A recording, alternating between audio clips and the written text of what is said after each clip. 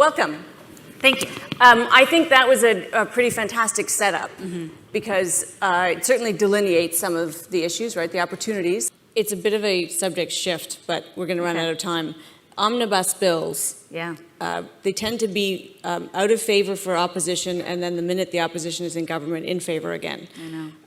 We got a new budget with a non-budgetary item in the form of refugees.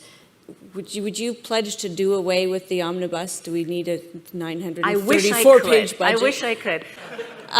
You hope to form the government. Yeah. You will, obviously, there will be an election campaign that we hope is about more than SNC-Lavalin.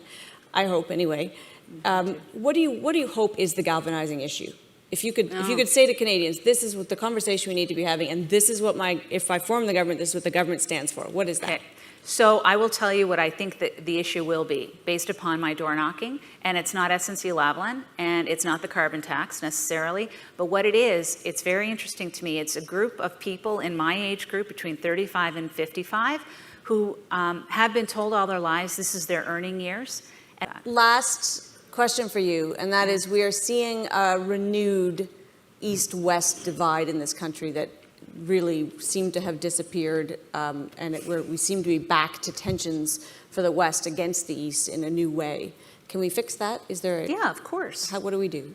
So yes, it can be fixed, absolutely. And I think whatever stripe of government is elected across the country, and provinces or feds, that at the very beginning at least, there will be a willingness to work with one another. And then we get closer to election and then it all falls apart. But I believe that. I have to be optimistic, you know? I have to be. Now, when you say East-West divide, I think Atlantic Canada versus Ontario sometimes as well. Fair enough. So I get it. But, you know, Amanda, you put your finger on something. There is a real anger. And there's a real anger.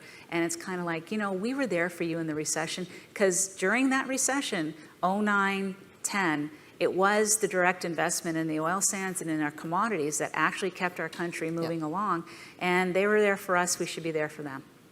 We need to leave it there. Appreciate your time today. My pleasure. Thank Lisa you. Raitt.